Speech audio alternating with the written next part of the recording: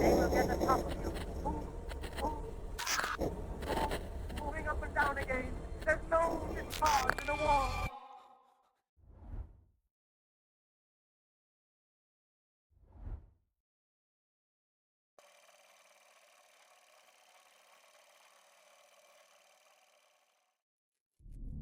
All around is blood.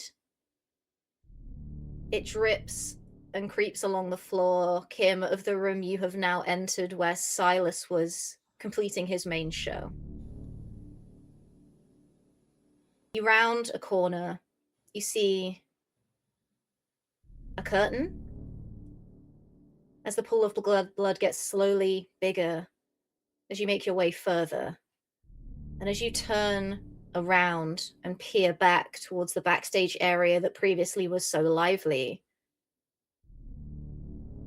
you see your friend, Sergeant Daly, in the chair, throat slashed. Just like she was that day, all those years ago in the war.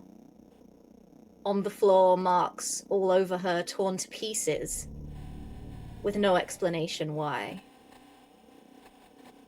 You can't stop staring at the death that lies before you until you hear a faint cawing from beneath your feet as you look down and see an extremely injured Cole hopping up to you and cawing, one wing sticking out behind him as though it is broken and he cannot fly. And as you look up, instead of your best friend in the chair, Silas lies still, obviously still alive, as his eyes are wide and he is trying to talk as blood just leaks profusely and waterfalls down him, staining everything he owns from a slash in his throat. What do you do? I think as Kim comes out of seeing Sergeant Daly and looks down and sees Cole and then looks up and it's Silas, she doesn't speak. She immediately, like, she doesn't run, but she moves very, very quickly, quicker than you would normally expect of Kim. And she clamps a hand onto Silas's throat. And then she's going to look down at Cole and she's going to, because just for clarification, he just has a broken wing, right? It looks like he's hopping along, but his wing is jutted out. It's like when birds cannot retract their wing inwards. Right. Okay. It is fully out and to an angle. She's going to look down at Cole, knowing that he has spoken to her before, and go, "What happened?" The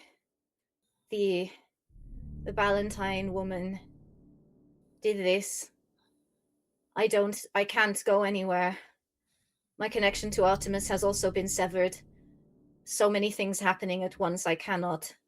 And he sounds like really tired and out of it. Like maybe he's been concussed. Is he close enough for her to like kind of like reach down while she still has her hand on Silas? Yeah, you can pick him up for sure. So she reaches down and not gently, but trying to be gentle, lifts him and puts him on Silas's lap so that he's closer to her and kind of so he's in her vicinity and no longer like in stepping danger. Okay, well, okay. What needs to happen is that you need to stay there. Don't move. Don't do anything. Just stay there. And she's going to look at Silas and go, "Stop talking. You've clearly, it's bad for you now." Okay. And she's going to go in her bag and she's going to pull out bandages and stuff. And it's a frantic movement. She's like, she's not quite locking into her medical training yet because she's shaken by having seen her best friend first, and now it's Silas. So she's not locking in like she would normally do. Okay, I just need to Okay, wait. Okay, I have to stop the bleeding first. We're gonna stop the bleeding. It doesn't look like it's your inner. It looks like it's your external jugular. Okay, so it's an EJ. So that's easily fixed. It just needs pressure. I think it just needs pressure. Okay, I'm just gonna put pressure. Don't. It's gonna hurt a lot, and she's gonna press as hard as she can on his neck. You can roll focus, but I have a question first. Mm. Your magic healing hands, so to speak, assisted Keegan earlier. Yes. When he got knocked out. And as everyone in Candela knows, magic has a price to be used, but can also yield extremely impressive results. To guarantee this will work and that Silas will live, what would you be willing to give? Would you be willing to give a memory, a scar, or would you rather leave it to the dice?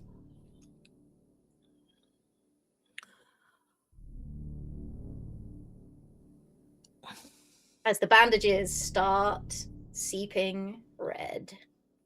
She's going to. I think what happens, because she's so unfocused, what happened with Keegan was so instantaneous, and that happened that she became instantly focused and instantly pinpointed what needed to be fixed. Whereas this, she's so unfocused that I don't know if her healing hands would actually, if that would actually happen without her having to stop and think about it. So for this first time right now, she's still very unfocused, very like all over the place, unless something knocks her, some sense into her. Can I do above table? Can I ask, did she hear the explosion? The outside the doors? Yes, but this would have distracted you more. Okay. You're aware of things happening around you, and you're aware your friends are back in the ballroom, but right now, this is the tunnel vision. Okay. Okay, Silas. We're gonna fix this. I'm gonna fix it. Okay, this is going to hurt more than you could possibly imagine because I have to. So you'll see, it's gonna hurt, and she's going to go in. Above table. Silas is still paralyzed, right? Yep. Can't do shit. Well, paralyzed doesn't necessarily mean no pain. Oh, he can feel and see everything that's happening. But he just can't do anything about this. But I can't talk either, right? Like, it's that kind of paralysis. Absolutely, okay. You can't. So every time she's saying talk, I'm just like, I can't fucking talk. Well, it's the gurgling. I think she thinks it's talking. Okay. And she's going to go in her bag and pull out surgical equipment. She's looking around, but she doesn't want to let go.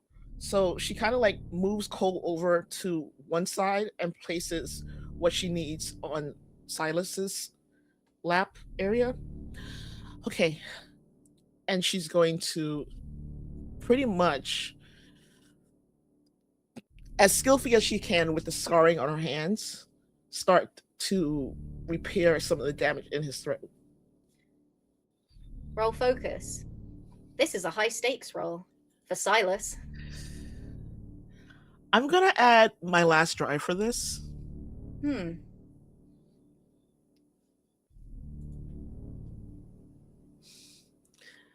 A gilded 6, a 4, and a 3. Well, we'll take the gilded 6.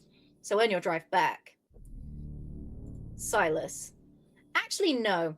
Kim, describe to me what this procedure is. We'll imagine the pain Silas feels together.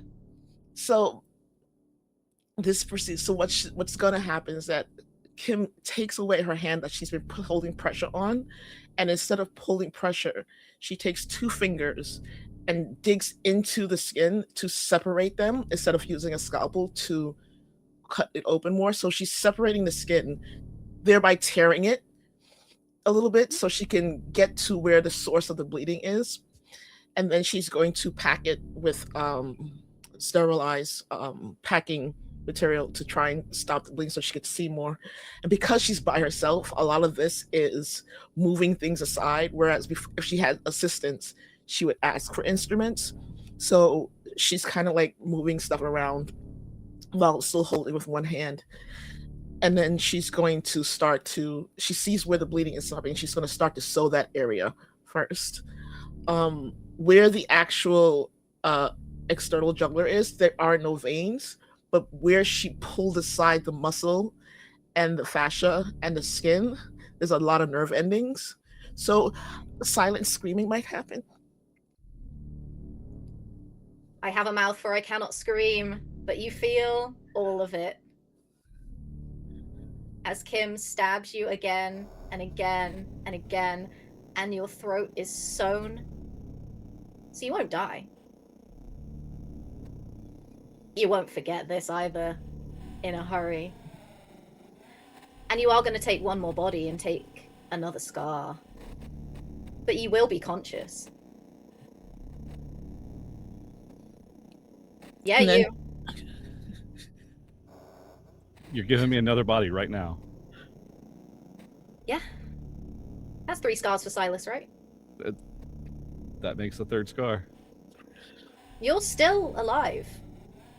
And you are awake because this pain, you can't be asleep during this pain. But you remove all your body marks as the good doctor sews you up like a doll that needs repairing in a shop. Can I talk now? Can I move now? Or is So it you just the bleeding stopped? And you can move. The entire time she's doing a running monologue of what she's doing.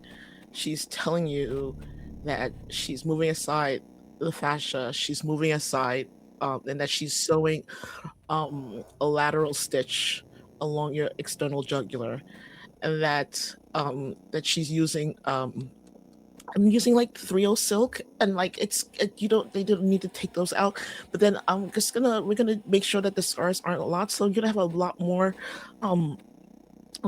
stitches on the outside of your skin, mostly because the more stitches there are, the less scarring there tends to be. Also be still finer, smoother scar, because if you move bigger stitches, it'll be much more jagged and just bigger, and they tend to be very raw and looking. But it should be better. Once I get it done, you should be able to at least talk a little bit. I mean, the blood loss is significant. It seems like you have. Silas, you can move and talk now. Okay. It's good to know. As Kim finishes the last stitch. Very neat.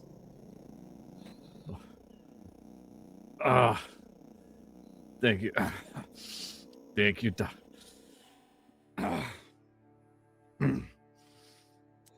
And as I'm trying to speak, nothing's coming. I'm going to wiggle my right hand and fingers and just kind of make a little gesture and try and do a little change appearance real quick.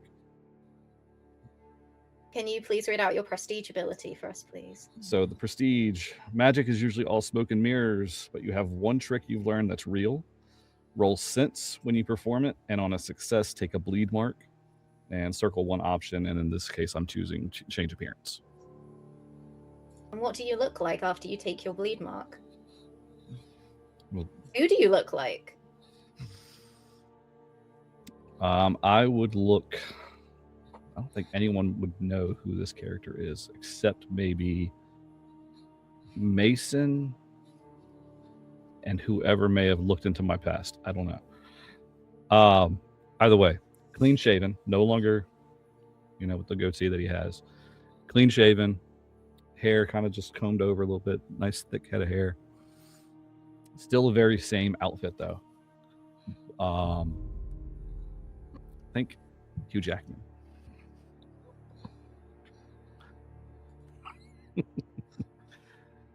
I think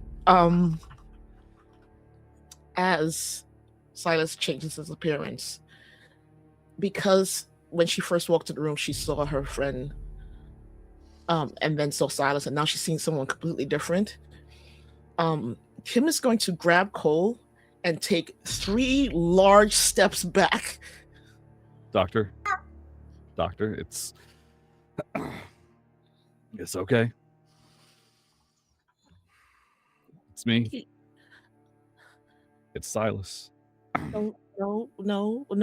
You were when I walked in here before. You were someone. You were her. You were not. Then you were Silas, and now I don't know who this is. And you clearly are still hurt, but something is going on, and I'm not very good at changes happening quickly. Doctor, yeah. It's me. This is a mirage. This is another one of my tricks. Why? I'd rather not let everyone out there see me the way that I am right now. Okay, I don't understand. There was a loud noise outside. Anna Valentine. Where is she? As you say, where is she? The ballroom.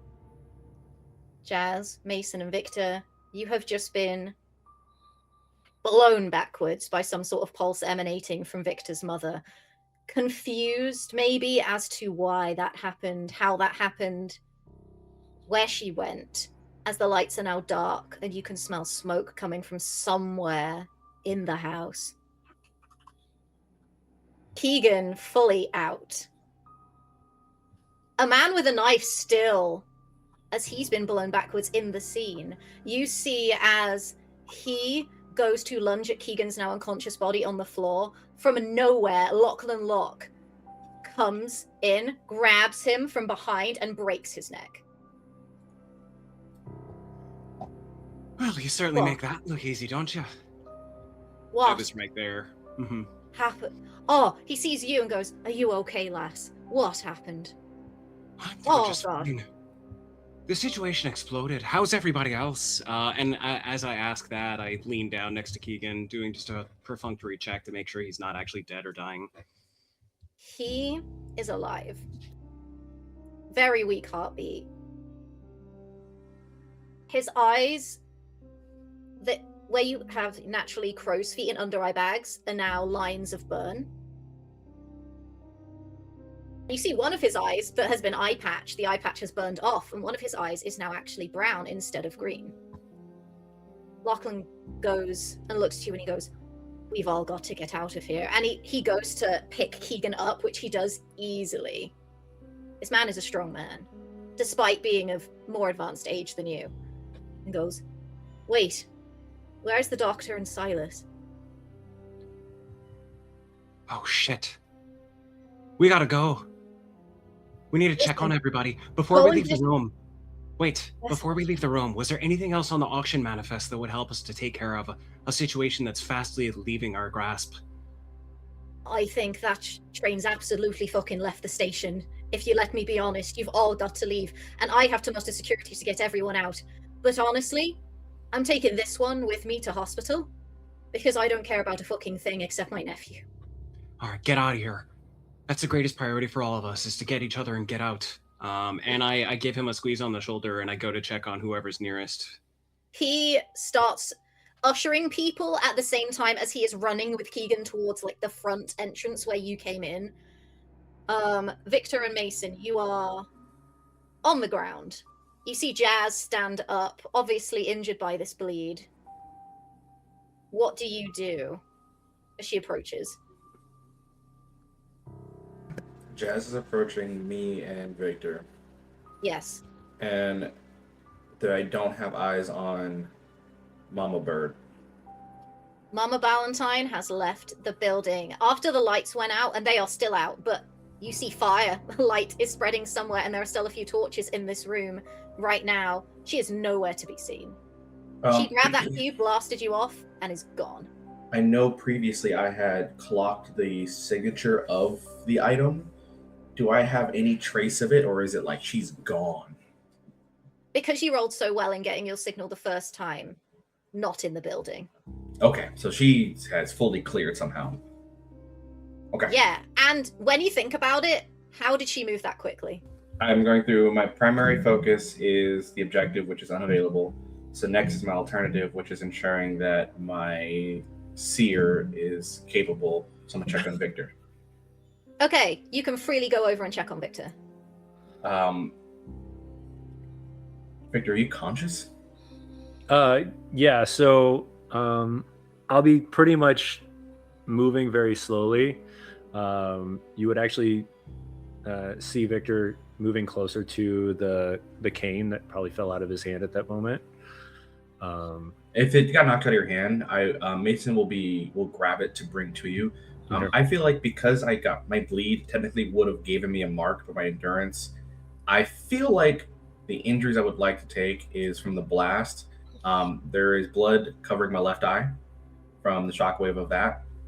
I think that my left side is basically a little shocked. So like you can see that I'm favoring my right side on my upper body because my shoulder, the neck, the side of the face, there's clear, I wouldn't say burns, but there's definitely like clear signs of damage and like impact and debris that kind of cut through that as like will help you get up and get the cane in your hand. Okay. It is very nonverbal and it is very much like helping you up and putting cane, no communication, but also body language communicating, like here's your cane, can you move kind of thing, like is helping check you. Mm-hmm. Yeah, so you'd notice, first thing you would notice is that his eye has completely shifted. It is completely dark red. And you would see, like she said, with the crow's feet, but it would be much deeper, probably closing almost closer to the ear. And it's branching almost all the way out. The other thing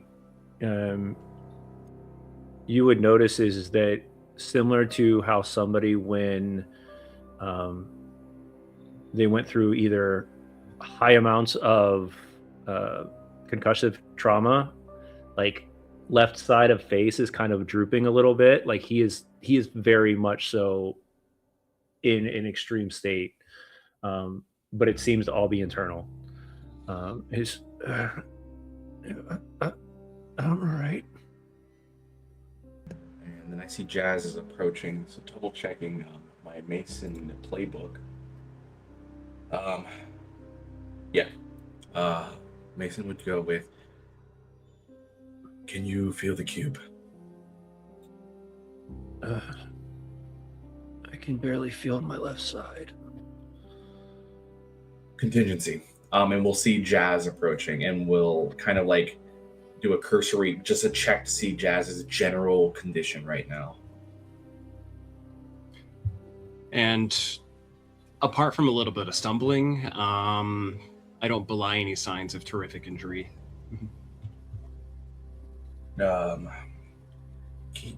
Keith's already going. As far as I know, I don't know what's going on with Kim and Silas, so help me with Victor. We need to get out. We all have to leave the building. And I reach down to pick up one of his arms. Yeah, so using the other arm with the cane, kind of pulling himself up. Do I sense...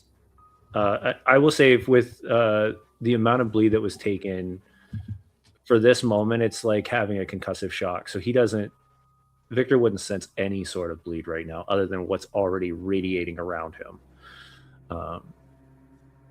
And once again, utilizing another individual to walk, I will slowly stumble with Jazz, leaning heavily on them, using the cane for the other side. And are you approaching the room where Silas was? I guess that depends on the direction of egress. Like, do we pass that going the way out, or is that going technically out of the way to leave? It's not too far out of the way. You could take a few steps forward and turn right, and you'd be near the door because Anna exited near to you. And then the egress is then you would go out of that room and straight to the front door. So as we get near that point where there would be a branch, Jess, keep going with Victor. I'm gonna check on Silas and ensure the others got out. You got it.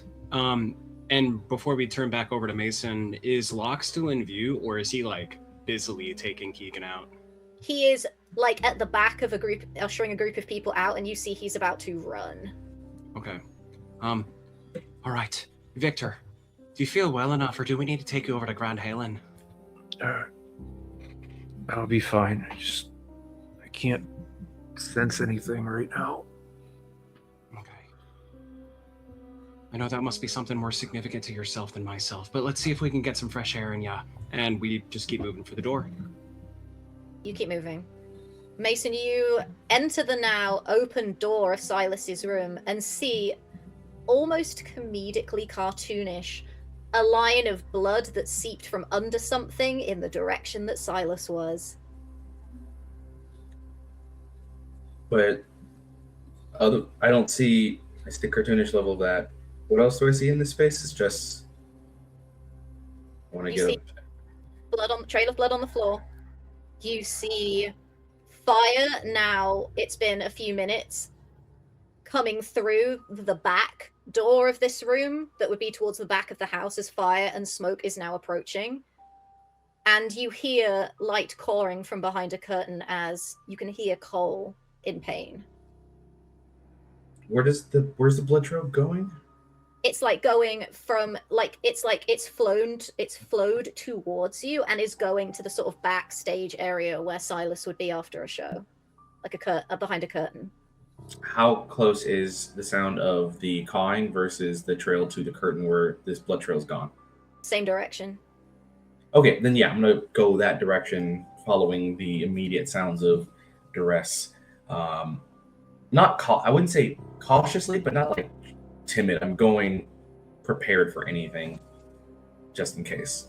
And as obviously I can't see that happen, but as I look down in Silas's lap and see Cole, and then start to manipulate his wing in a way to get it bandaged so that it's not so awkwardly sticking out, so that way he can be held more comfortably. He will resist you.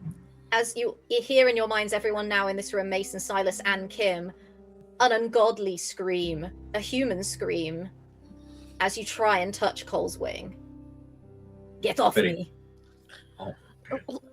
I look. If I let, you're not going to be able to fly for quite some. It's going to get worse if you just leave it. I mean, just Doctor, we do not have time. We need to get out of here. I know a way out past the front door that we can get down into the Pharos for Candela, but we need to go now. Okay, we can go, but it's going to hurt if I carry you like this. It'll hurt if you try and fix my wing and then we burn to death. Okay. Silas is now stable. We need to go. Oh, Mason.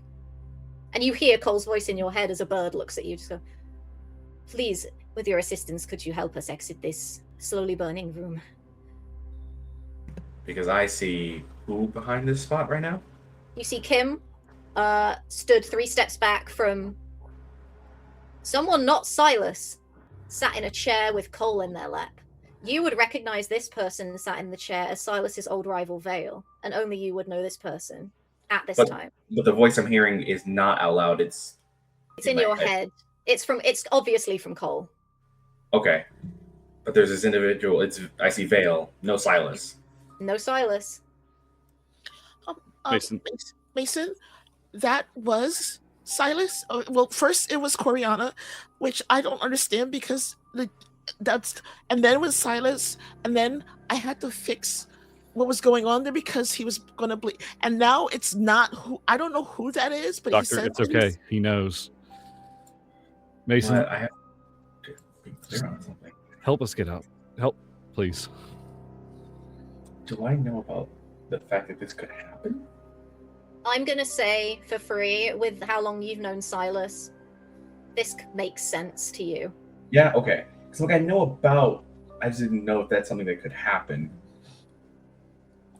Then yeah, if it's something that I can make sense of, I would say I'm in enough of a panic response that I will be able to go and just help Silas Vale Silas. It's I'm still gonna help Silas. It's still Silas. Stylus, yeah, I'll help the Stylus up. And I guess Cole, or unless Kim has Cole. Cole is in Silas's lap. I'll hold on to Cole. I already feel bad enough. Then I think what looks wrong with Silas that I can like? Nothing. You can't see anything. I look just like Vale. My right arm even looks normal. So you look fine, but you need help. The doctor patched me up. There's a lot going on. So yeah, I guess we're Hell gonna out do of here. fireman. We're gonna do fireman carry because I can't figure out what other things are wrong. Not fireman, Brido, wrong one. Because you're carrying the bird. Because you need help, and I don't know what help you need. I can walk. I just It was his neck. I here. just had to like. I mean, there was no anesthesia, so he was red.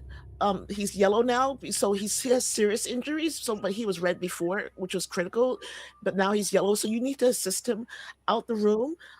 You seem like you're green. Then I could help up, and I will just leverage with my right arm since my left side's a little injured to leverage and just kind of help you move because you can walk. You just have to keep your head supported. Is what it seems like. I'm visibly like trying to stay as straight as I can, but I am so fucking weak from blood loss. Yeah, so I'm basically going to be semi-dragging you. Like, I will probably do one arm as you cradle Cole in the other and use that to kind of like move you along so we can get out. And Kim is going to grab whatever supplies she has left and shove everything in her bag. And she's going to get on the other side of Silas tentatively because she's still not entirely sure who he is. And she's very uncomfortable with the situation. But she recognizes that we need to get out of here because it's fire. Where's Rochelle? I don't. She wasn't there. Rochelle wasn't here when I came in. It was just you and Cole, and you were bleeding out. She didn't grab you? I didn't. I didn't see anyone. Okay. Hopefully she's smart enough to get out of here. She should be. I told her to. Boss, what the fuck? As you hear Rochelle come in from a side door. I tried to find the... What happened? Just get out of here. Wait, who are you? Wait, what? She Rochelle. looks, sees him and is like, sees the suit, knows it's Silas's outfit, looks up, realizes it's not Silas in the outfit and just looks confused. Remember when I told you shit hit the fan? Shit hit the fan. Leave. I'm glad you're safe. Is that you? Why do you it's look me. like Vale? It's me. It's Silas. I just need you to trust me on this. Just go. Leave. Go back home. We can catch up later. You promise? Promise. She looks at you and is like, I don't want to leave my friend, but then looks and sees that Kim and Mason, and she's like, you've got him, right? Mason is not going to stop moving, so Mason has time to interact with this Yeah. person. I know he is, but like Mason's like read the room. Go. She bolts. She's gonna like make sure you can get out of the door that you're going towards, and she's gonna bolt towards the surge of people trying to get out of this building right now. And because she's so small, she can easily dart out without an issue. But thankfully, she is unharmed. You all make your way out of the door, painfully, slowly, not quite comprehending what has happened. And everyone hears in their heads, go to the left when we get out of the door, and go behind the first hedge you see. There is a trap door that I can open to get into the vaults. Whose voice? Holes. Cole knows too much. Noted. Like I want that mentally be like Mason has a problem with Cole right now. Jazz and Victor, you also hear that in your minds because you are now close enough together that Cole can transmit this to everybody. Don't Is know that how the bird? Did you the head. Did you hear that? Yeah, I think the bird's talking to us. And as that happens, Kim, as she's kind of like sort of supporting Silas, but not really, turns around and looks back at the building, hoping to see her friend come out. Roll survey. I'm assuming you mean Sergeant Daly, yes? Yes, Sergeant Daly. Well, I only have one in the survey. Okay. Okay. It's a 1. That's rough. You have just seen her killed all over again, and then had to help a man who you get on with a bit from not dying, and succeeded. But you couldn't save her, could you? Not that time. And you're going to take a brain.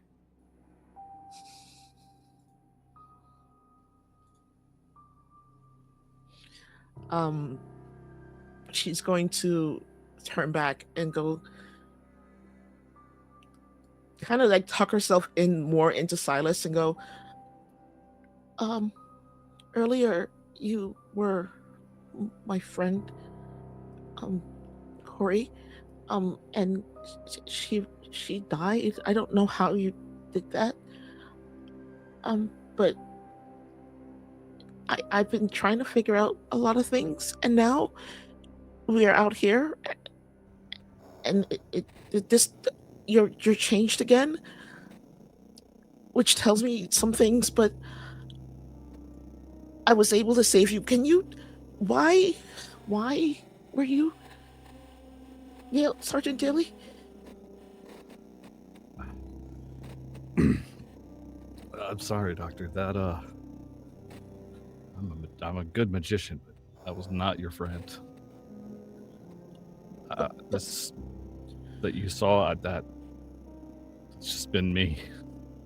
No, the wounds were the same when she was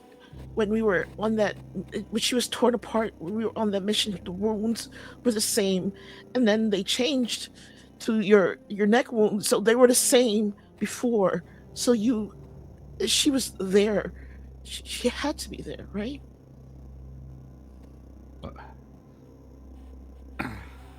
I'm sorry, Doctor. The only one that was in there was me and Cole.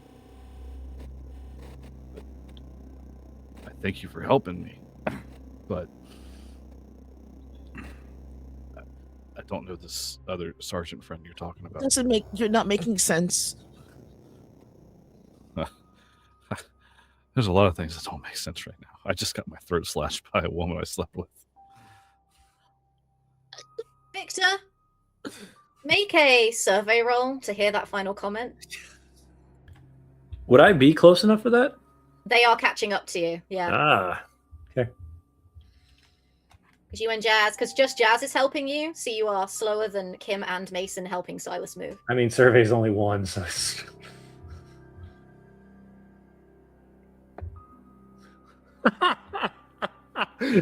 I get a 6. Nice. You fully hear that as Kim, Mason, and a person you don't recognize appear behind you. Jazz, you recognize this person as Vale. But the voice is Silas. You don't know that. You haven't heard this voice. Oh, so it is a different voice. Doesn't sound like Silas, but Kim and Mason are helping this person, and you hear that final comment.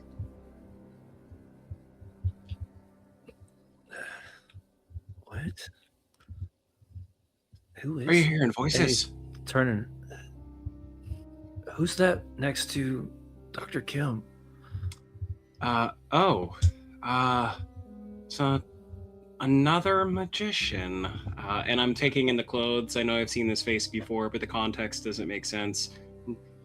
I think we'll have to ask them for more specifics, but yeah, that might be someone I think you know. so.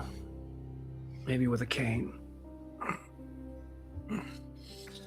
Okay, what did you hear? They said that they had slept with my mother. Oh boy, I definitely think I know who that might be then. Here, we gotta keep moving. We'll get to that. Fine. You hear in your heads again, turn left now. We're coming. God damn it. Shit hurts. Do you all obey Cole's instructions? Reluctantly. You all Wholeheartedly. turn. Wholeheartedly. You all turn and are now sort of.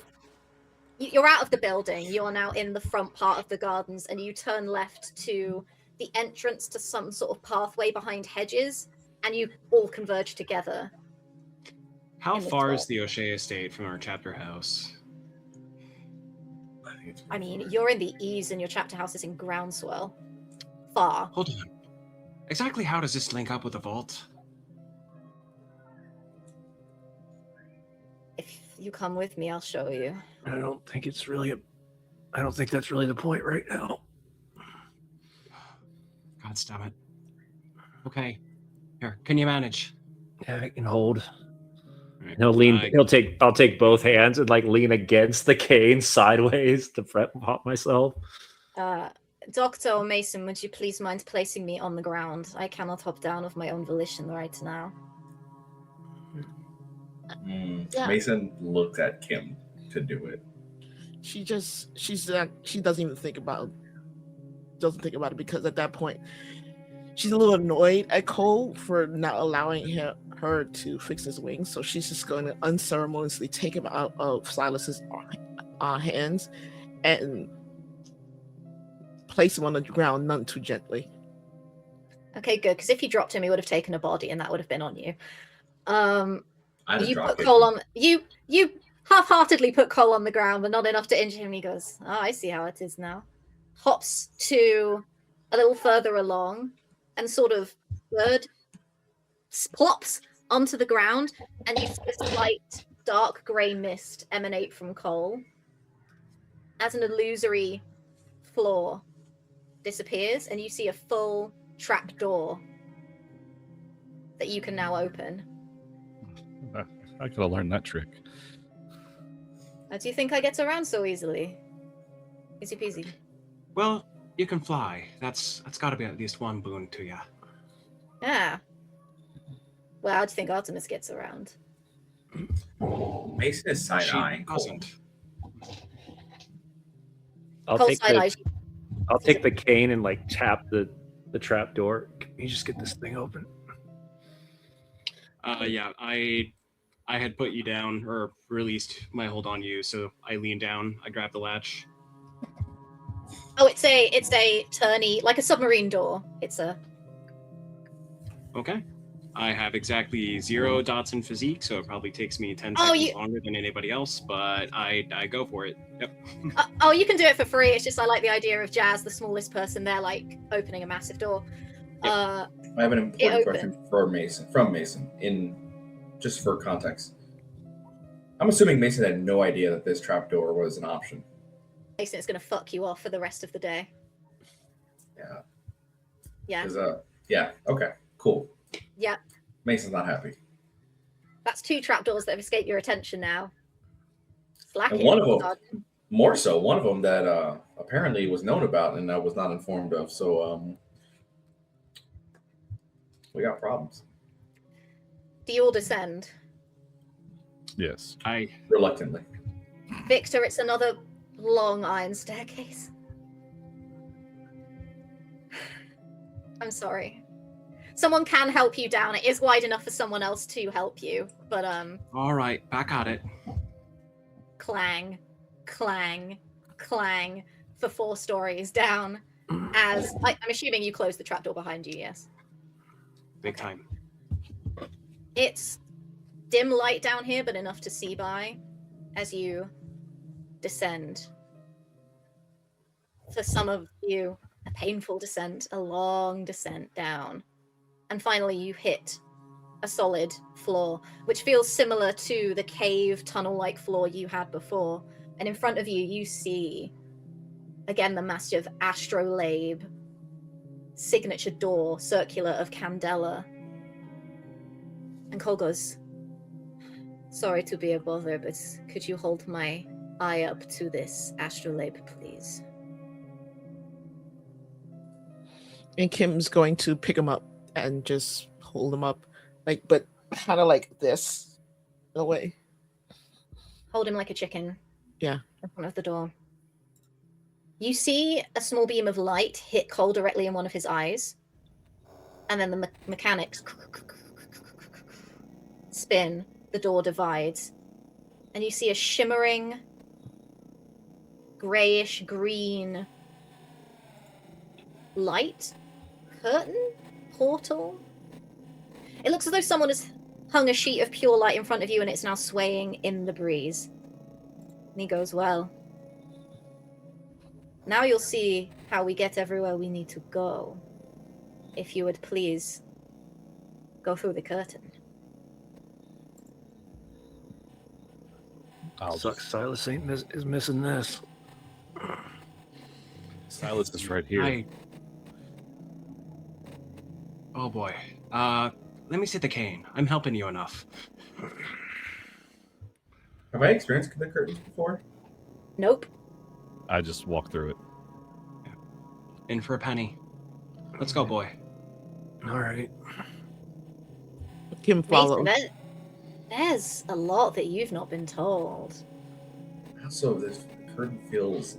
I feel like it feels familiar only in the fact that it's just a massive wall of strange that feels familiarly uncomfortable. But Mason will go on last, as always, to make sure everyone gets through. You step through. You step. All of you, as you step, feel a wave of cold, like you've entered a giant refrigerated area. And it feels like you're floating along. Victor, it feels very similar to when you first met Empress Ayamene and you felt like you were gliding towards something. And then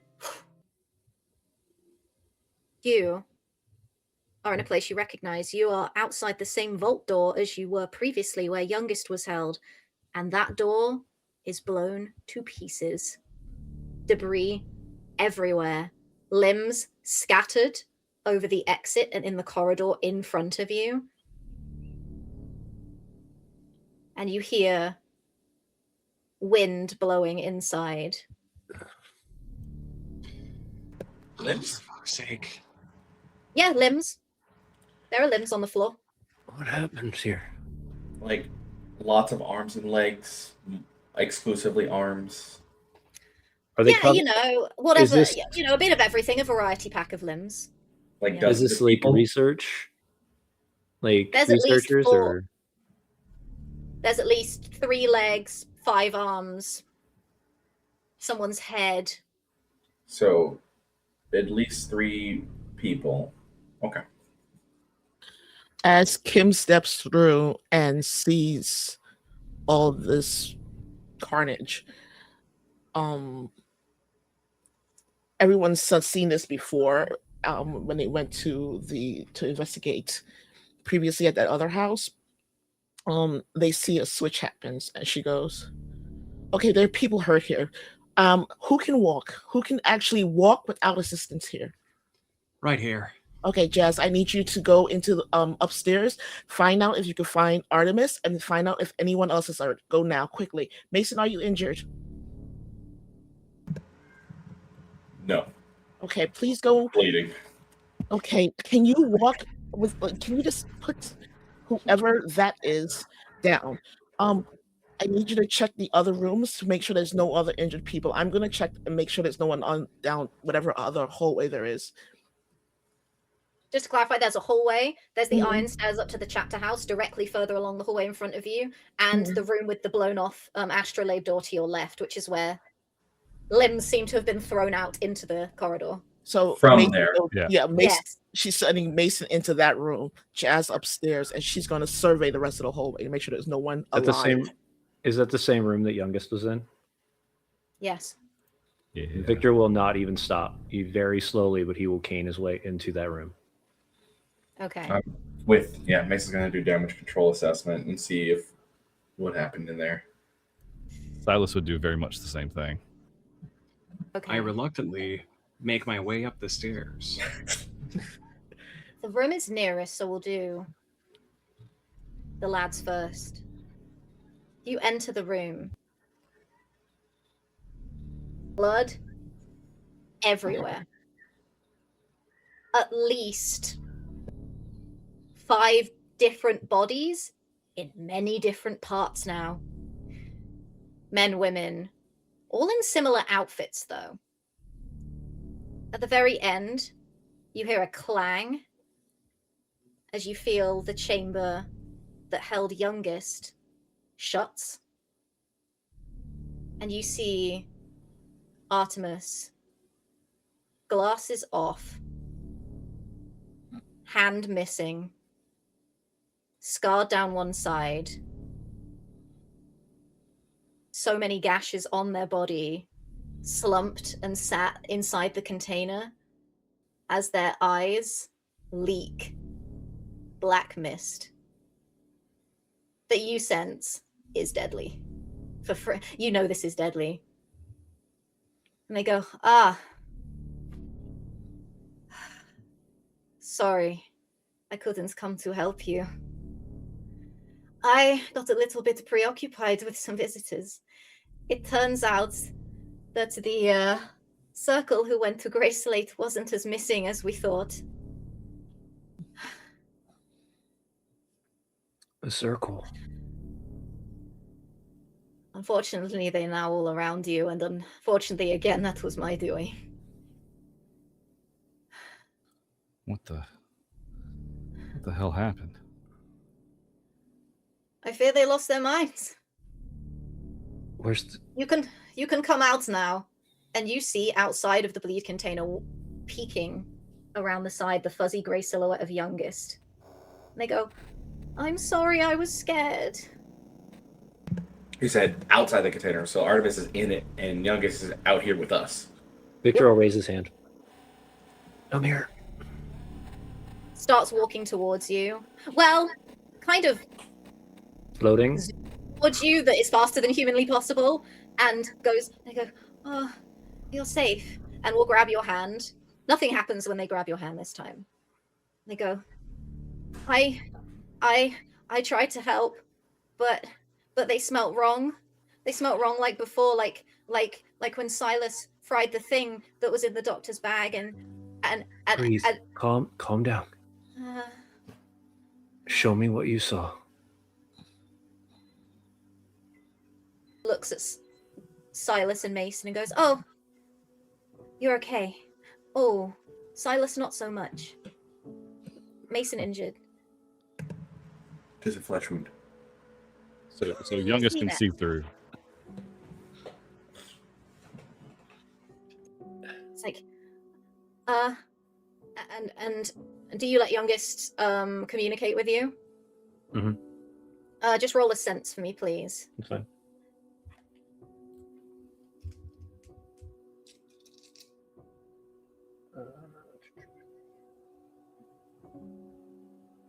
Okay. That one. 5. Okay. Youngest reaches out, grabs your hand. And as before, as when you were in youngest domain, even though Victor at the time was channeling, could see what was happening. Ink-like substance escapes from youngest and is thrown against an invisible wall that's now inside the vault. You see a memory of youngest from within the bleed container tube, looking out, talking to Artemis actively as the door is blown to pieces. And 5 people walk in and immediately start throwing what looks like black ichor, limbs elongating into claws as they slash at Artemis. You see Artemis fully take off their glasses, mist flowing over them, and start just decimating people, tearing limb from limb with what looks like wind flying off their person, exploding them apart. And what you notice in the memory is all of them are wearing a Candela pin, just like all of you wear when you go out on assignments. You see Artemis open the container to let youngest out. Youngest hides, and then the memory ends just as you entered after the carnage, which lasted maximum 10 seconds, took place just before you got here with Cole. And the memory ends. You're going to take a brain, Victor, from seeing that much So blood and limbs flying everywhere.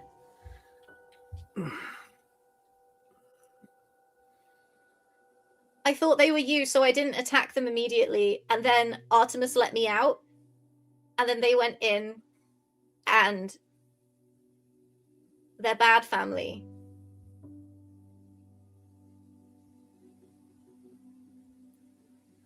Artemis, where do we find them? Mason, did you also have a question? Just is Youngest only speaking to Victor, or can we all hear Youngest? You can all hear. Okay, that was. I just want to make sure I know Mason's knowledge point. Victor would relay most of the visual details of what was seen, though, as well. As you now see, as you look down at some of the torso parts that are now spread across the floor, indeed, there are Candela pins on at least 4 or 5 different sets of clothing around you, above you, below you, and outside in the corridor. I'd like to take a moment and just like force out and call out, Doctor, don't worry about these guys. Kim hears him, but she, having seen there's nothing in the hallway that she can do, that everyone in the hallway is, that she races up the stairs after Jazz to make sure there's nothing upstairs, or no one injured upstairs as well. Jazz, make a survey roll as you go to the top of the stairs, please. As I'm climbing the stairs, from inside what I assume is still my coat jacket, didn't leave it at the ball, I pull Keegan's trench knife. It's one thing I grabbed as he was lying prone on the ground. I don't yet hear Kim coming up behind me, and it's a 5. You get to the top of the stairs, knife in hand, ready to go. As you push to open the trapdoor, fire leaps at you, burning you. You're going to take 1 body. Okay. As I'm assuming you quickly shut it again as it falls back down on you. As And the I building cry out. above, you cry out. The Oh, yeah. building above is in flames. I will drop back down and begin hastily moving back towards the corridor where all of this began, and I assume I run into Kim very shortly thereafter. Yes, and you two see the 3 men of the group stood with, you recognize as Youngest, and Artemis at the end of the room, not in pieces, but might as well be in a bleed container with their eyes just leaking darkness. And Cole starts freaking out. Tries to like hop away from Kim if you're still holding him. Do you let him go? I had put him down when I went upstairs, so. Oh, then he is. You see, Victor, Mason, and Silas just Cole hopping past you to get to the bleed container. And Artemis goes, "Don't worry, Cole. They will look after you, I'm sure. And then you will look after them in the future. So I think I'm done." Kim is going to, because she's still in triage mode, and that switch that happened, and she's going to take several steps toward the bleed container, as if she's going to help Artemis. Doctor, I know your abilities are great, but if you try and come in here, you will end up like this. I do tell people to close their eyes for a reason, and this is the reason. I'm okay. I am overdue leaving this plane. But I would like you all to make a promise for me that you will look after Cole when I disappear, and that you get to Gracelate via these tunnels as soon as possible. That is where they tracked me from, and I fear that is where something is about to happen. I turn the corner. Everyone, we're out of the pan and into the fire. Unfortunately, I made that quite literally. Holy fuck! Yes, it was quite rude of them to destroy the building and my office and my slippers. Artemis, are you ambulatory? We got to go. And you see Artemis slowly start to dissolve on the side that is most injured.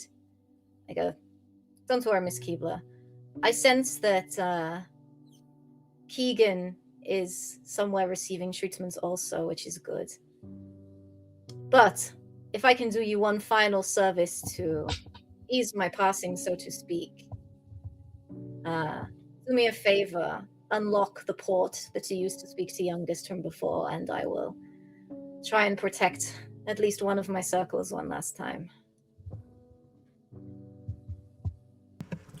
Mason will do that since Victor's kind of got Youngest. Open the port. I don't see why not. What's the worst that could happen? This deadly black mist seeping out of her eyes? You see, she... I close my eyes just in case, by the way. Oh, no needs. We'll pass that. And as you open the port, you feel some of the cold breeze that you felt before when Artemis removed bleed from you, seeping out.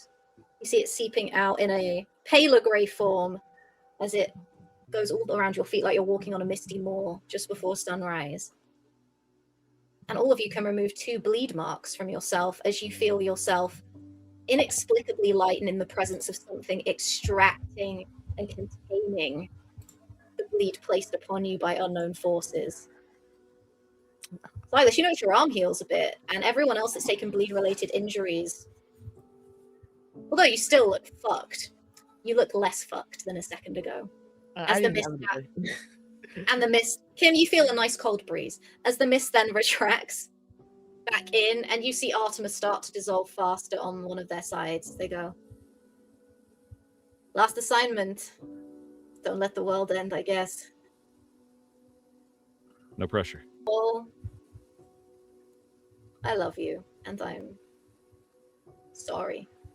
As Cole hops up and starts like passively clawing at the bleed container, as you see Artemis's right side fully dissolve into ichor and mist as they die. What you don't expect to happen, you say Cole. Artemis seemingly dies. Cole starts twisting, elongating, growing. As you hear bones breaking and viscera growing as they grow taller and taller and taller, as flesh, blood, viscera burns out of them in a black mist, and they stoop to the ground, shoulders, arms, legs, torso, head, hair, eyes. As in front of you crouches 6'3", pale skin, shaggy black hair, muscular athletic man, and as he turns around, fully naked, by the way, with golden eyes, stares at all of you, and it goes, "Oh, it is nice to meet you properly. My name is Cole Klein. I'm Artemis's twin brother." And that's where we'll take a break. That's nasty. Cool. The fuck? Cool. What?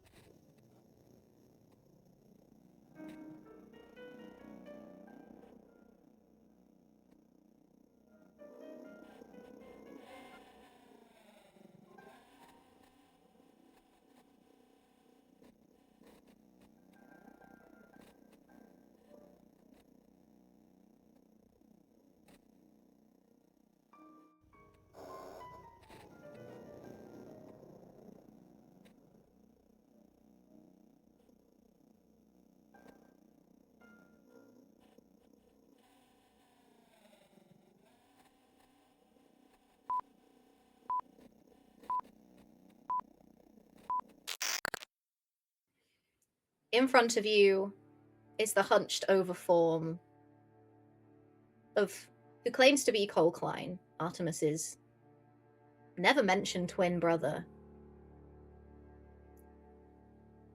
in a temple that would be one of sacrifice, blood, and horror to anyone else who entered, maybe apart from the investigators of the Circle of the Black Quill. After Artemis's plea to get to wherever Greyslate's world-ending event could be taking place, what do you do? Mr. Klein, can you walk? Oh, yes. Yes, and stands up, still fully naked, with what you see, the equivalent to his broken wing is an arm that's fully twisted around the wrong way, and goes, ah, fuck. Looks down, looks behind you, looks down, is like, could someone please get me something to cover up with, please? This isn't how I ideally like to meet people for the first time. You know the basement a bit better than we do, this being your house and all. Do you know any coverings? By the way, we simply must get going, but... I looks down at like a dead person next to them and goes, don't judge me for this. And starts like undressing various like limbs and things scattered around the rooms. He sort of has a semblance of trousers and a jacket to put on. Holds his hand up to the bleed container and goes, all she wanted was for me to be well and to see me again, and when she made the deal that she made, she never got the chance. Irony. But we obviously have so many questions about that, but the building above us is on fire and could collapse downward at any time. Oh, no. It won't collapse through the floor, don't worry. This is, how you say, a portal from the chapter house to here, even though it is thin. This place will not collapse. But... yeah. So Kim is once again unnerved because now she has seen yet another person or creature change in front of her, and it snaps her out of her in charge mode to like, well, what, why? There's a bird. Now he's not a bird, and it's me. His arm is. I mean, really, I don't want to be. I want to go home now. I just don't understand. Then there was my friend, and now, what is happening? He starts to walk over to you, and she scrambles back. As you feel him get nearer to, maybe one of the other group is stood near you. I think you're all grouped up. You feel an aura off of him. Artemis's was always cold and refreshing. His is warm and calming, as it seems to slide off of him, even in the clothes he is wearing, as he emanates a mist. You can't see a mist, but emanating a mist of calm. He goes, Doctor, I know you have many questions for me, and I did not expect to be a human today. But just so you know, it's still me. I'm not a bird. I am a person. I was a person that was turned into a bird. But I feel there are other things that are more pressing that we need to do. If you've trusted me this far, I am the same. Just, I think better now, but I'm unsure. But please, we need to focus. Also, and he keeps nursing his arm, goes, 1 second, and tears a piece of fabric off of another limb, fastens it to himself, so it's kind of like a rudimentary thing, goes, oh, sorry, I'm not feeling great. His owl kind of like snaps her out of it a little bit, and she walks over, and she just, without his permission, I'm sorry about this, takes his arm, manipulates it, like she feels around. Is it dislocated or is it just fully broken? You can tell just from looking at it that it is black, blue, and broken, in at least 3 places. So where she feels that it may be disjointed, she puts those joints back. Oh, why? And then she takes the strip of cloth that he picked up, and she tightly straps it to his body so he cannot move. So it's literally like this. across his chest, so he cannot move it. As much as I appreciate you, I don't think I'm going to be much use of you like this. My energy is fully depleted. I'll have to wait until it comes back. She I will doesn't show say you the anything. way. We'll also keep an eye on Master Locke as he is receiving his treatment, but I can be with you because I fear we are going to a place where death is more than likely. And looks at Victor and goes, I'm sorry to say your mother is a stone cold bitch. I can agree. Wholeheartedly right now. You and I will talk later. However, I agree, although I don't know if that's my mother. It is, but least- she hides her nature well. So Even then, you or Artemis didn't sense it. It's another level. what I'm saying is that my actual mother, or is that somebody playing as her? Unfortunately, how you say, Artemis was the brains. I am more the brawn. Well, not right now, but when we were younger, that is usually how it worked. Speaking of younger, Victor, how's that little one doing in the wake of this change? Youngest is affixed themselves to your arm, Victor, so it kind of looks like you have a magic arm like Silas does. So he's kind of wrapped themselves all the way around, like clinging to you like a child would cling to someone's leg. He goes, I'm still here. I feel calmer. Oh, Cole, it's good to see that you're in your true form again. This is nice. I saw it before but didn't want to say anything. It didn't see my business. Wait, you knew? Oh, I can see through transformations and illusions. Usually. But I never came into contact with your mother, so if she was hiding something, then I was stuck in my container here. So she's coming for you. I think that's maybe what they came for me, you think? I don't know. Everything happened really fast.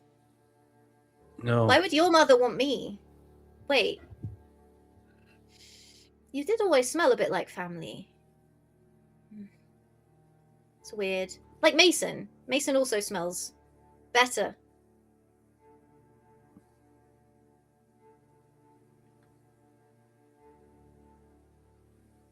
Victor looks over to Mason. Mason is eyeing down Cole. Cole, having only just turned into a person, fully turns sideways and eyes you like a bird would, but with a human face. Goes, oh. Have you taken Mindless, Mason? No.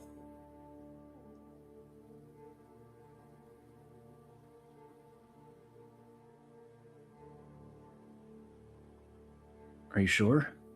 Yes. This doesn't make sense.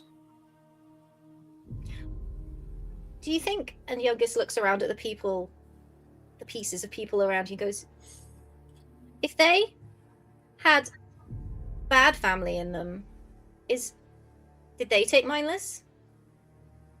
Maybe. Oh. At least that's what we believe. Doctor, do you have any?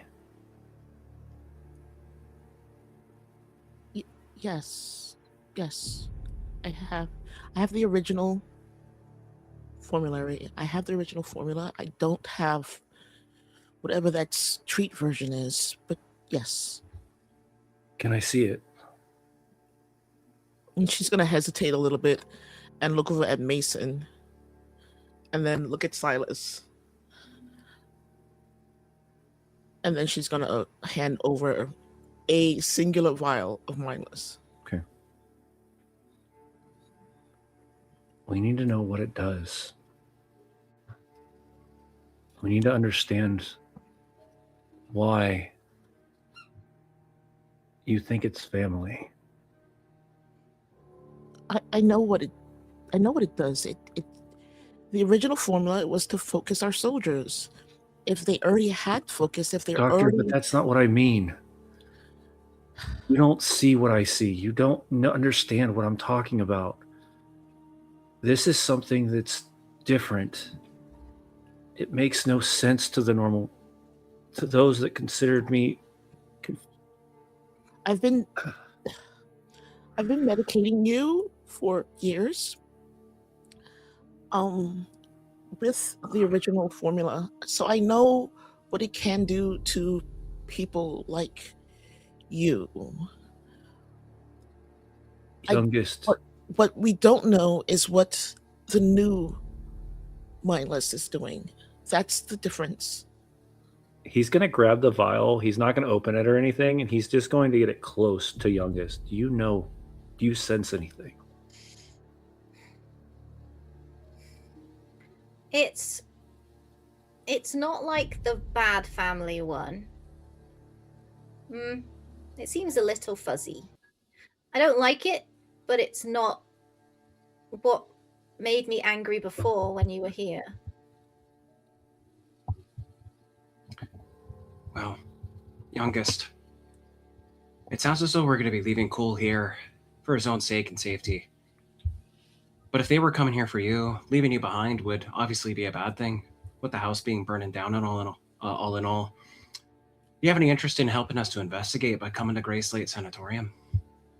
Yes, I like helping. That's what I do. I like that. I'd like to go. And looks over at Cole. I do gotta warn you, though. Yeah, go ahead. Sorry. Cole goes, I can open the way for you, but I fear I won't be much use. I can then also shut the way so that only you can enter back into this space. But if I do this, I can't let them into the Pharos. I will stand guard when I let you through, and then if you need to get back, I can open the way for you. I have the same level of authority as Artemis did when it comes to Candela access and resources. If the group isn't opposed, I think we might be able to find our way back, should you find it safer to keep the door closed behind us, in a manner in which not even we could seek to enter. As you can see, looking around the room, if it's keyed to our bodies, finding a piece of our bodies might not be that hard for someone on the other side. But Youngest, I have to warn you, if you come with us, which I believe is the right idea for safety, but for your own sake, we're liable to run into bad family there. Something you might find dissonant. Well, I remember that I vowed to smite all of them, so if I run into bad family, I will kill them. Duly noted. That would help, right, if I killed them? At this juncture, I'd say yes. Yay! I'll go. As long as I can stick on Victor's arm, I like Victor the best.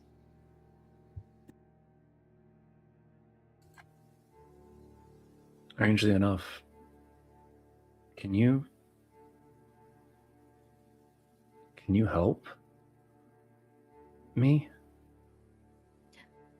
Yes. But I think we need to start going wherever we need to go, because I sense that Mason is angry at Cole for some reason, and there could be conflict. Kim is going to walk over to Victor and just kind of gently pry the vial of Mindless out of his hands and place it back into her bag and walk away from him. You just had to ask, Doctor.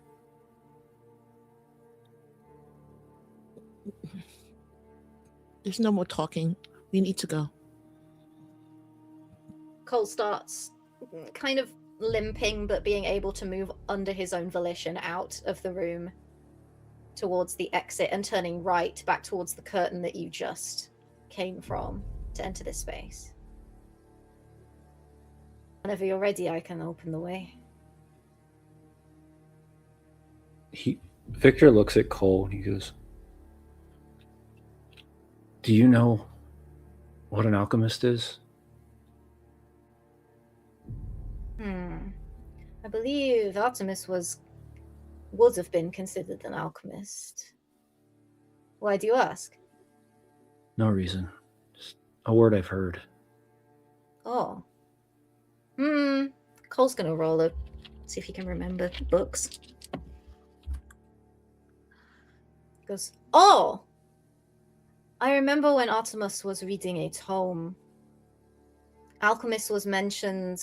More common in the old Farron days. They were like wizards that used bleed to make rituals and things to help people in the city.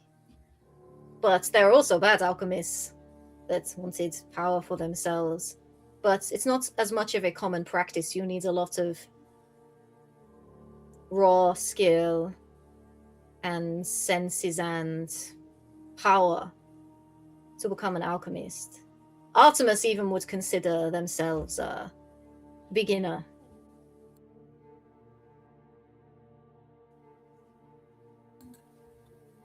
If you can, while you're here, try to find that book.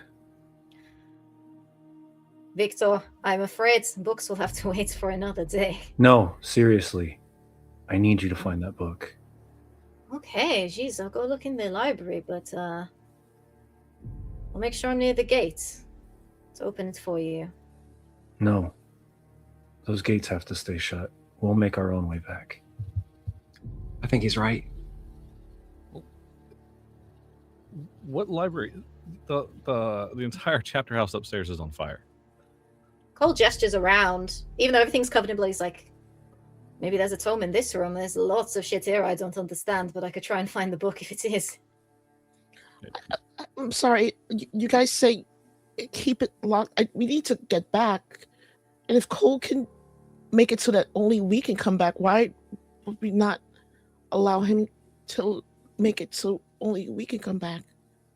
Because we don't know what they can do.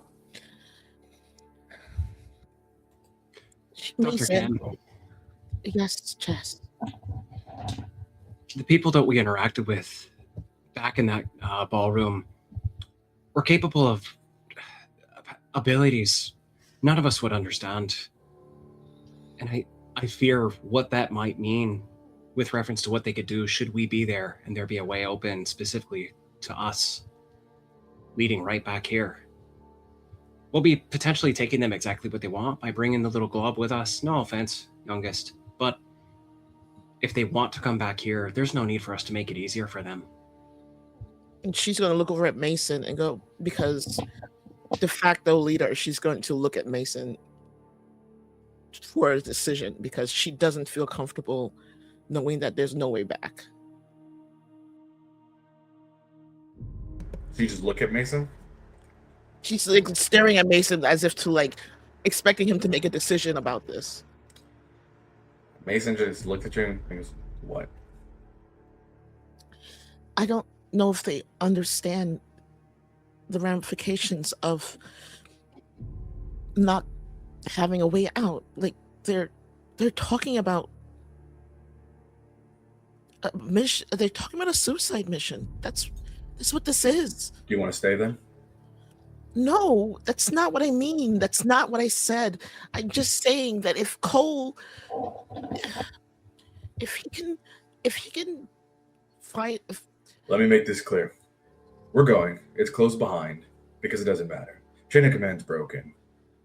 This individual here points over to Cole. It's not the Lightkeeper, so it doesn't matter. As it currently stands, our chapter is lingering on whatever it is, and we have a job to do. We get over there, and if we fail, then the gates close and it doesn't matter. If we succeed, we do our job and we move on to whatever happens next. And if there's a problem with that, well, you missed your opportunity about a week ago to step out of it. We're too deep in this, so I need you, Doctor, to get it together for this last ride. It's that simple. We knew it was a possibility. We weren't coming back. I know that, and I know the chain is broken, but if the one who was in charge is gone, Artemis is gone. Mason, you were next. You should Negative. Everyone makes their own decision at this point. So if you don't want to participate, what's happening is Cole's made the choice. They're going to close behind. The group voted out a certain way. We're going through. If you have any qualms about that, I think if you want me to be de facto, I do believe you can fill out a form of a complaint after we're done.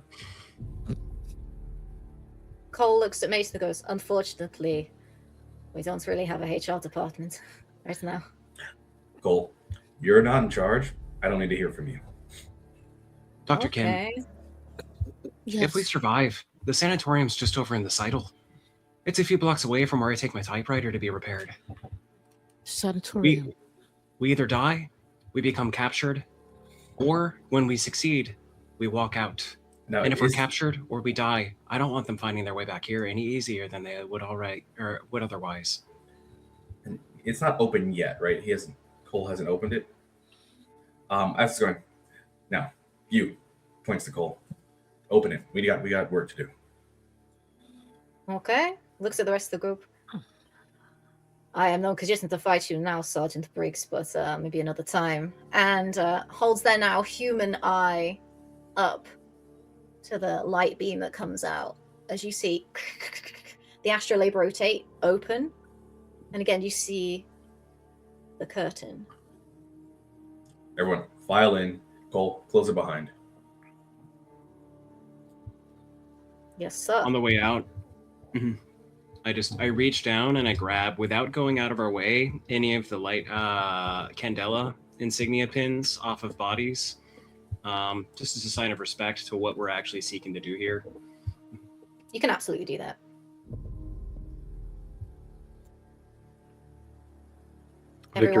Victor will wait until everyone else is out other than Mason.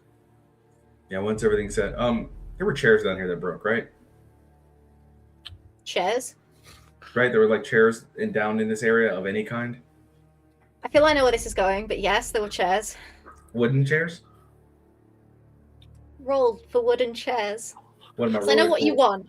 I know what the player Jaden wants. So roll a survey for wooden chairs. A survey? Barstool chairs? That's a 6. It's a wooden chair with a leg already snapped off of it. Oh, perfect. We're going to go ahead and grab that. And I'm going to take something that looks sharp enough, and I'm going to carve the runes I remember that were in my bat.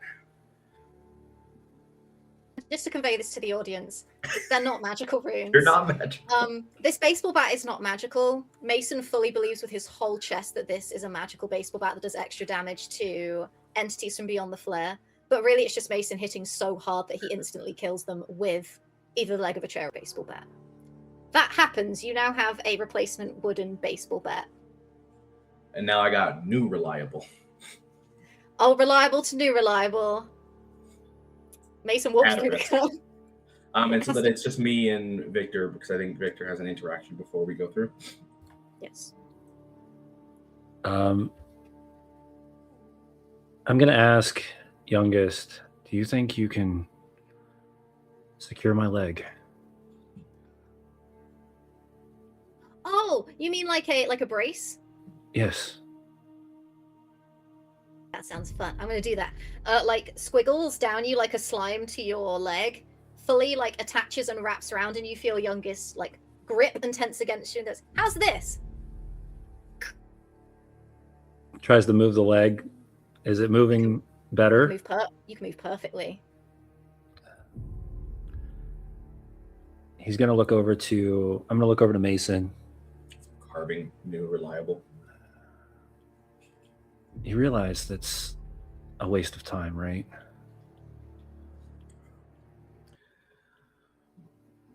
Victor. But this isn't. And he hands Mason his cane that has arcane text already written on it. That does do damage to creatures with bleed. This, on the other hand, might actually help with what you're looking for. You can see as Mason looks at, like, there's a moment Mason looks at the marking he's made, the marking on your cane. Oh, shit. Fine. And you can see the moment of him acknowledging that, like, maybe, not admitting, maybe the runes he's done are not magical. But we'll see. He's going to keep the table leg, or the chair leg. Now he can dual wield. It's a chair leg, so yeah, that's doable. Victor's cane is also light enough that you can absolutely have Offhand chair leg. Yep. And then Victor will walk through, unimpinged now, through the gate into, or through the portal into sanatorium. You move. Slightly longer this time. But when I say longer, a couple of seconds longer. You arrive out of a now closed astrolabe door behind you. This seems like a more cave-like space. Water, you can hear running water somewhere in the distance. The humidity is higher. The air, a cold ocean-like breeze. As every footstep, as you splash in the water, echoes off of multiple walls, with stalagmites and stalactites, small ones, growing around you. And I'm assuming you proceed forward. I will make a point that while we're here, Mason will, once we're in, Mason will switch to tactical front. In case something happens, Mason wants to take the brunt if something happens. Okay. I'll ask Mason to roll a survey. I'm going to ask Victor to roll a sense with 1 extra dice because youngest is on your person. Do I add an additional one for extend your senses then too? Yeah, you can roll 5 dice. Awesome. I got a 6. Oh. Same. Well, in that case, Mason, you're leading up front, and you see that something isn't right with one of the side surfaces of the cave.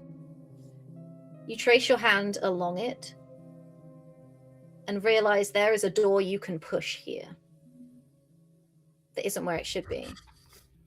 I'm assuming you open it. Not full press though, but yeah, I open it. Victor, as you think the thought that I'm about to say, youngest echoes it to everyone here. My mother's here.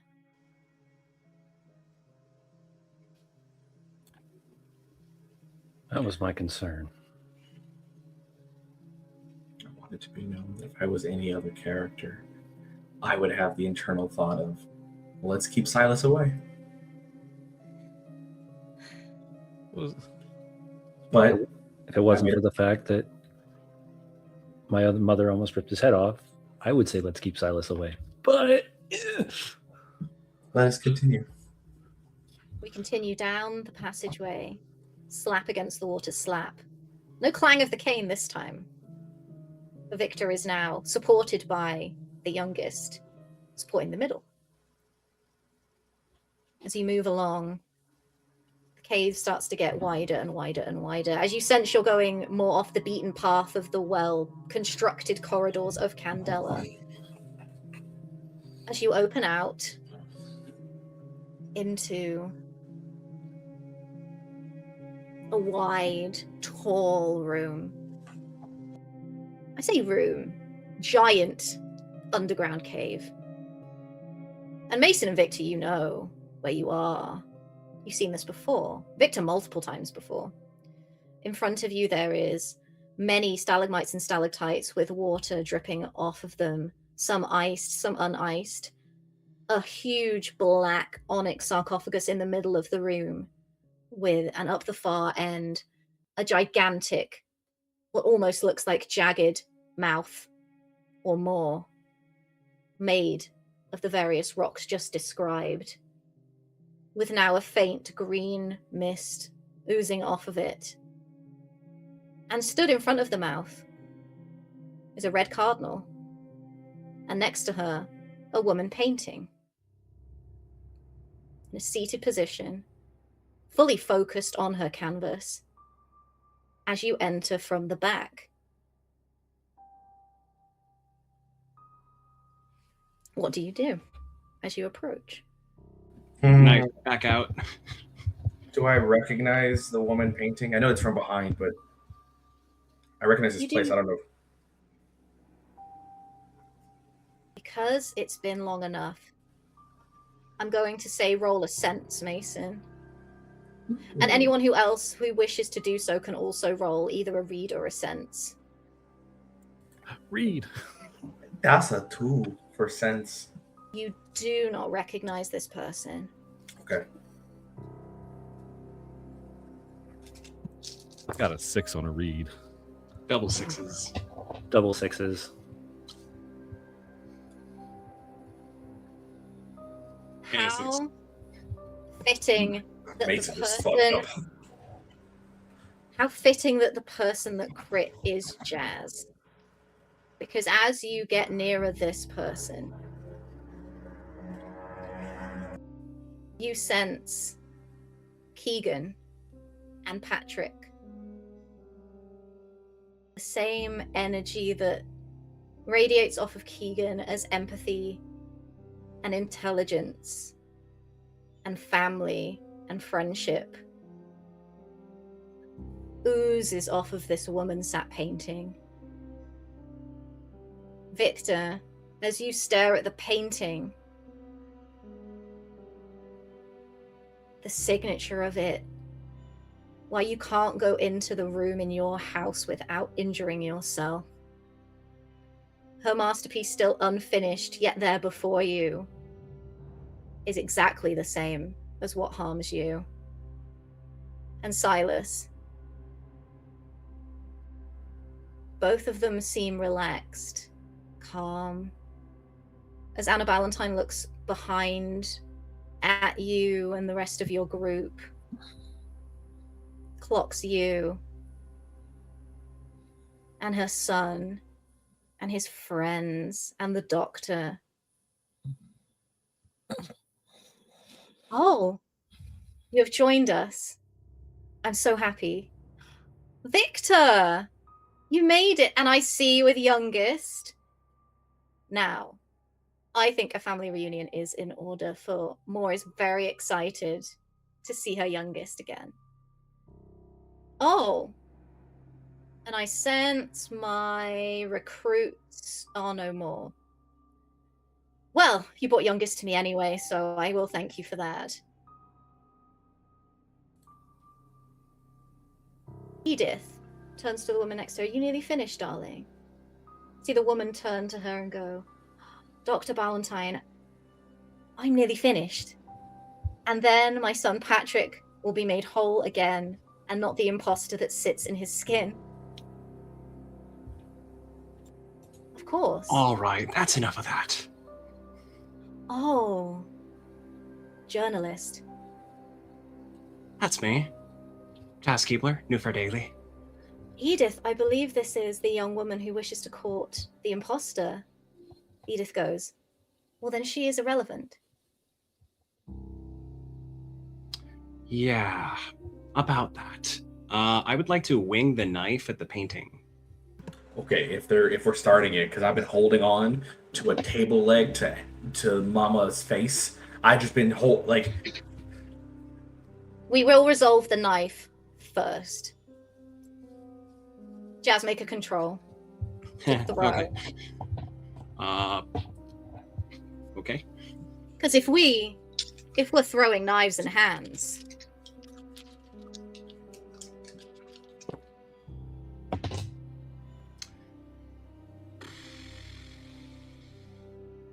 Three. I haven't a resource to use. Oh, unfortunate. Because she crit. So you throw towards the painting.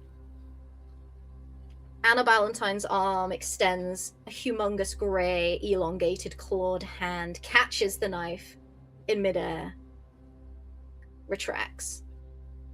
How dare you interrupt an artist when she's completing her finest work? You've been pesky, and that is why your uncle had to go. Too close was he. And now it seems like his niece will go the same.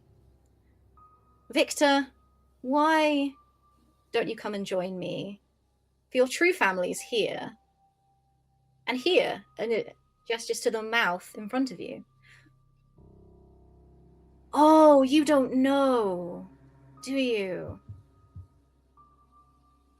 Well, Victor, turn to Mason.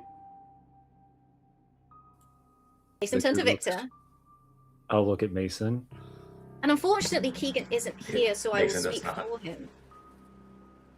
Fortunately, Keegan isn't here, but his mother can confirm that it's so nice to have you three brothers with us for the family reunion. I know this may not make sense, but Mason, your mother, struggled with infertility and Moore gave her the means to conceive their first boy. And then Keegan's mother, Edith, gestures to the paintress. She always wanted something more than herself, beyond her art, to reach to where realms beyond, and we gave that to her, and in her passion, well, conceived one human soul and one of our family, and looks like the soul of our family won out over the inferior Patrick for the one body available. And Victor, my perfect son, I love you so much. You are my greatest creation. Given willingly. And my favorite. All of you. Oh, and youngest. Meet your half-brothers. More will be here in a moment. But I feel you should know the truth before we take the stewardship of this world from those who would throw it into darkness and put them on a better path. Don't you think? Darling.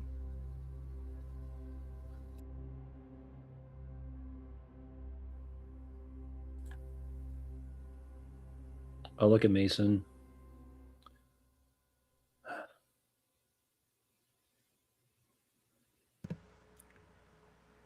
I don't think Mason turns yet. Mason is looking at this woman. Your mother.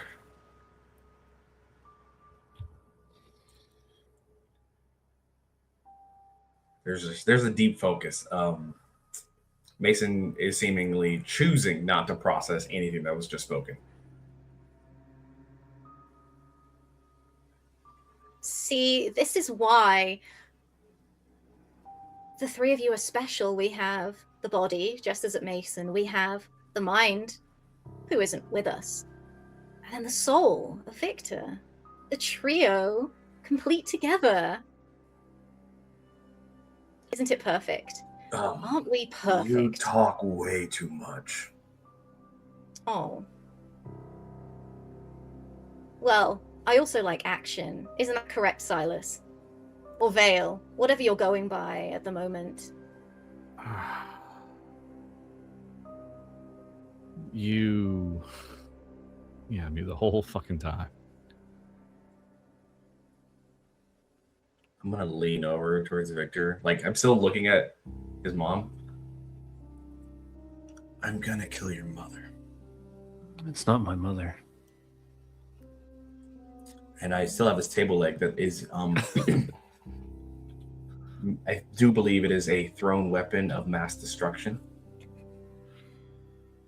In Mason's hands, one could argue. One could argue. She goes, no. You can come nearer if you want to do something about it, but... And produces the cube. I think we should get the after party started. Slides it onto the top of the sarcophagus, pushes down. And the spikes at the end of the cavern start to open and move. Can I do something before she does that? She's doing it, so you can do something to try and stop her if you'd like. Okay. I'm going to shoot the cube. You have a gun? Victor's had the gun since the beginning. It was said in his backstory. He carries it literally in his pocket. Inside. Make a control to shoot the cube. Now, mind you, Victor has no skill in this weapon. We'll see what happens. Oh, I thought that was it's a 2. It was a 6 and a 2. Which one do you want? Is that disadvantage? It's a It's it. disadvantage. Do you have a resistance? In that? No. Don't worry, a gun in Victor's hand does less damage than a table leg with scratches on it in Mason's hand. So we'll be fine. You go to shoot the cube, and because it's a failure and not a mixed failure, something bad is going to happen. You shoot, you miss, and hit Keegan's mother, Edith, in the shoulder as she paints. And as it goes through her shoulder, dealing damage to her, blood splatters onto the canvas. And she just keeps painting it in until the painting starts to glow, the same as the spikes. And you see the mouth of these spikes start to move and go. I have missed my family. It will be nice to return to this world, to my boys, and to my youngest. Youngest, gripping onto your leg, looks up at you and goes, that's more. That's my family.